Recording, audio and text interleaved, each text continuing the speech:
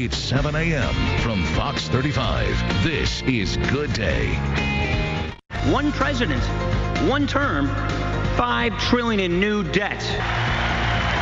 Paul Ryan takes the stage at the RNC, but tonight Mitt Romney will be in the spotlight. So what do people here in Central Florida need to hear from him when it comes to jobs and the economy? Good Day is back right after this. It's 7:08, and you're watching Good Day here on Fox 35. Right now, You Decide 2012, Mitt Romney's running mate, Representative Paul Ryan of Wisconsin, set the stage for tonight's finale of the Republican National Convention in Tampa. Paul Ryan focused much of his speech on the economy last night, pointing out the president's flaws and trying to lift up the Republican plan. My dad used to say to me, son, you have a choice. You can be part of the problem, or you can be part of the solution. The president administration has made its choices, and Mitt Romney and I have made ours. Before the math and the momentum overwhelm us all, we are going to solve this nation's economic problems. Representative Ryan will not be introducing Mitt Romney tonight. Another rising star in the Republican Party will be taking the microphone. Florida's very own U.S. Senator Marco Rubio will be there for that. Yeah, and this morning, a lot of people are looking forward to Mitt Romney's speech to see exactly what he has to say. And one thing a lot of Americans are wanting to hear is the former governor's plan to improve the economy. Joining us now on Good Day is Mark Moore from Kavaliro Staffing Agency. All right, Mark, what do Central Florida businesses need to hear from Mitt Romney about his economic plan to, I guess, get them more optimistic about the economy? I think business owners in general, whichever party they side with, are really just looking for everyone to compromise. I think the best line I heard was, enough talk about small government and big government. How about a medium-sized government that actually gets things done?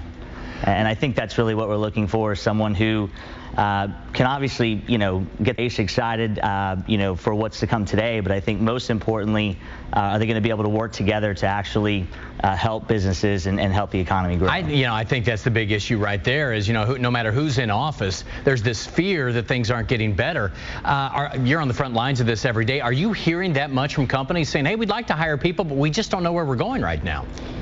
Well, it's actually, to a certain extent, actually been an advantage for our business because, what we're typically hiring for is more project-based or more short-term solutions. What we are seeing is increasingly employers may be afraid to hire people on a full-time or long-term basis because there is so much uncertainty. They don't know what to expect. And with everything going on out there and there's talk of affordable health care, is it going to be repealed? No one really knows what to do or what to expect. Yeah, when you deal with all these high-level CEOs and others in these companies, is it health care the big issue? Is it taxes, or what are you hearing from people? Again, I think it really just goes back to uncertainty. I think no one really knows what's coming. I think you talk to one CEO and he thinks that the economy's turning around. You talk to another one and it's very much doom and gloom. So I think there's just so much that no one knows right now because no one really seems to be getting anything done. Over the past year, maybe 2 years, are you starting to see some improvement in the business climate here in Orlando? I think specifically in Orlando, actually, we are. I don't know how much of that has to do with current administration policies, but I do think that Orlando and Florida itself is poised for great growth, partly because the government allows business and is very flexible with business to get things done. We work in 24 states, and I can promise you the easiest state for us to work in is the state of Florida. Wow, that's interesting. Why is that, just out of curiosity? Kind of off topic, but it's interesting when you say that it's so much better than the other states. Why is that? The biggest reason is if you just look at my bill from my accountant, the other states that we work in all include some pretty heavy taxes on businesses. So the state of Florida doesn't. It just allows us so much more flexibility and the ability to get things done. Very interesting. All right, Mark Moore from Kavaliro Staffing, thanks for coming in today. Always good to see you. Thanks for having me. Amy.